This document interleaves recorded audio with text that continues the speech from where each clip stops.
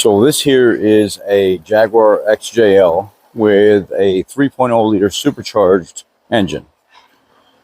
This Jaguar is an all-wheel drive unit. It's very luxurious, and it is pretty sporty overall. Very well taken care of by the owner. He's got a pretty good extended warranty company called Z-Care. They pretty much picked up the entire bill. It was a very, very expensive job. The car started running a little rough. It had some lean codes in it, and we smoked the intake system. We use a basic smoke machine with baby oil in it, and we plug off one side of the intake and we pipe it in from the other. And a lot of times what we find, and this is what I'm here to share with you guys, is people will chase their tail on these cars, these 3.0 liters, and it's not just in the Jaguar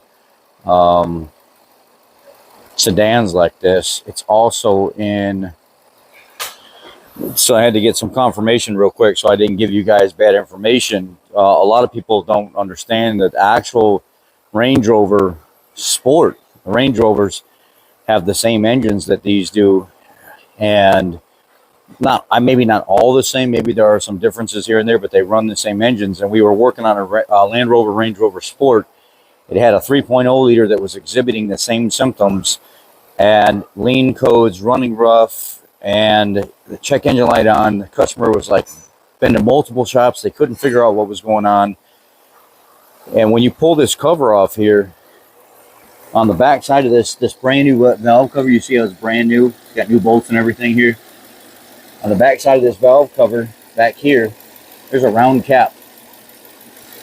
And underneath that cap, I don't know if I can,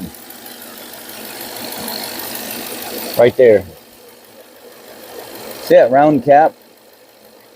When we smoke it, smoke starts pouring out of that, I guess the tab where it's not snapping together anymore.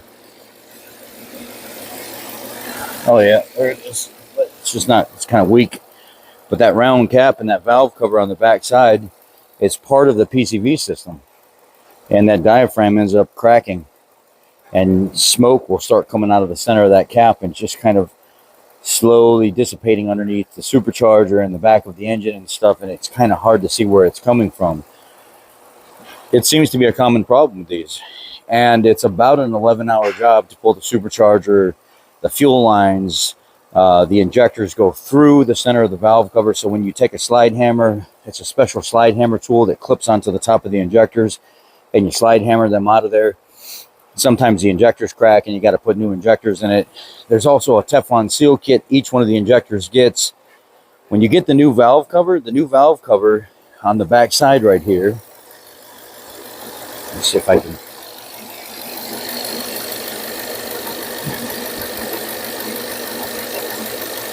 See this hose?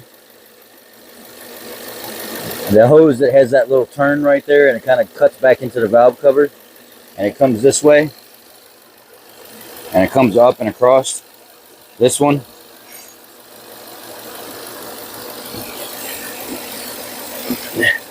That hose has changed.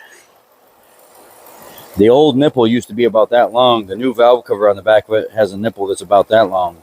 So you got to get the new updated hose and stuff with it. So you do the valve cover to fix the leak problem. The injectors, one typically always has to be replaced. The seals for the injectors need to be redone. The updated hose needs to be redone. And it's kind of a little bit of a bear getting everything apart and then kind of putting everything back together, because it's such a labor intensive job. It's about an 11-hour, like 10.8, 10.9 hour job. I just say 11 hours to make it easier. And it's probably every bit of about $3,000 to do the job because of the amount of labor and stuff, the parts that are involved. Maybe not quite $3,000. Where is it? Maybe it's $2,200. So 11 hours for that would put it at $1,500 in labor.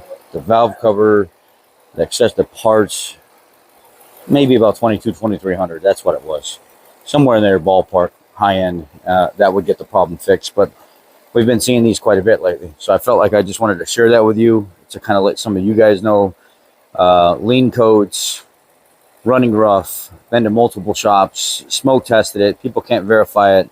Once you pull that big fat hose up out of the way that goes across that round cap on the back of that valve cover, you pull it up, and then you catch the light a certain way, you can just see that smoke just steaming right out of that center of that cap. So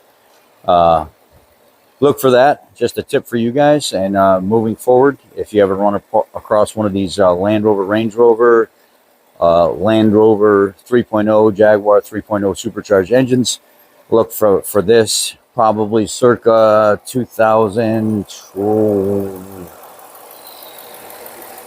What do you think range-wise on this engine? From like 2012 up, or when did they first? I didn't really. I never. I don't really pay attention on them. I didn't really. I've never really looked into like when they started producing the 3.0 supercharged. Because I know I'm just kind of letting statistically what we've seen with the last couple that we've done, it being about an 11-hour job, then the injectors, the seals, the valve cover. They have a lot. There's a yeah. I mean, it's in the Land Rovers, it's in the Jaguars. It's very popular, and a lot of them they get misdiagnosed pretty easy because people don't know how to look for them. But that is what I wanted to share with you guys. I think it was like 2012 or something when they started making this setup, but don't quote me on that. I'm not a Land Rover, Jaguar enthusiast. We just fix them. And I think I thought it was somewhere around 2012 when they started producing them or something like that.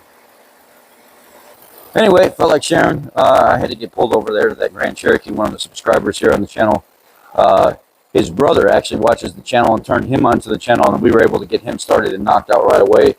We are updating his Grand Cherokee from the plastic housing filter assembly to the all aluminum filter assembly. So we're upgrading to that because it was leaking. And I just noticed that the coolant hose back here is swollen around the lip where it goes onto the unit, and eventually that may end up causing an issue. So we're going to actually end up replacing that heater core hose as well while we're there, just so we don't set the customer up for failure and then have to pay double the labor. You know, next time go back in there again and then end up having that issue. But that's the 3.0 supercharged issue that we've been seeing quite a bit lately. We've done a couple of them, and that's all I got for you on that. Thank you guys, appreciate it. Thanks for watching. Be blessed.